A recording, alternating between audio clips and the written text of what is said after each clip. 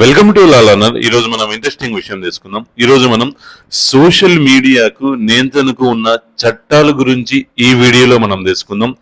Supreme court 2015లో Shreya Singhal versus union of India కేసులో ఇచ్చిన తీర్పు దేశంలో సోషల్ మీడియా నియంత్రణలో ముఖ్యమైన మలుపుగా మనం చెప్పవచ్చు.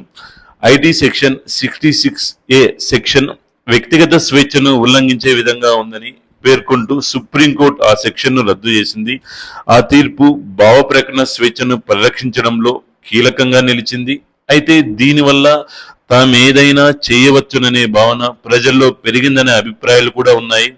దాంతో బాధ్యత తగ్గి విచ్చలవిడితనం పెరిగిందన్న విమర్శలు వినబడుతున్నాయి. అయితే ఐటీ చట్టం సెక్షన్ 66E ప్రకారం ఆన్లైన్లో వ్యక్తిగత గోప్యత ఉల్లంఘనకు పాల్పడినప్పుడు 3 ఏళ్లు జైలు శిక్ష లేదా 2 లక్షల రూపాయల జరిమానా లేదా రెండూ విధించవచ్చు. సెక్షన్ 67 ప్రకారం అసభ్యకరమైన అశ్లీలమైన అంశాలు మొదటిసారి ప్రసారం చేస్తే 3 ఏళ్ల జైలు 5 లక్షల రూపాయల జరిమానా విధిస్తారు. రెండోసారి ఇదే తప్పు చేస్తే 5 ఏళ్ల జైలు 10 లక్షల జరిమానా తప్పదు. సెక్షన్ 67A కింద అశ్లీల అంశాలతో కూడిన వీడియోలు ప్రసారం చేస్తే 5 ఏళ్ల జైలు 10 లక్షల జరిమానా విధింపునకు అవకాశం ఉంది.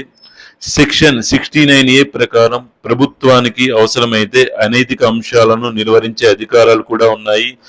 భారత న్యాయ సంహిత BNS ప్రకారం సోషల్ మీడియా ద్వారా అసభ్యకరమైన చిత్రాలు, వీడియోలు లేదా సమాచారాన్ని వ్యాప్తి చేస్తే 294 సెక్షన్ ప్రకారం మొదటి తప్పునకు 3 ఏళ్లు జైలు లేదా జరిమానా పడుతుంది.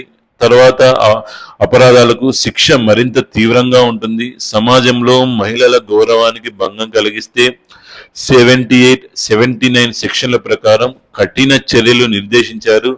ఈ వీడియో మీకు ఇన్ఫర్మేటివ్ అనిపిస్తే please subscribe my channel. Social media నియంత్రణపై మీ ఒపీనియన్ ని కామెంట్ రూపంలో తెలియజేయండి. Thank you for watching video. జై హింద్.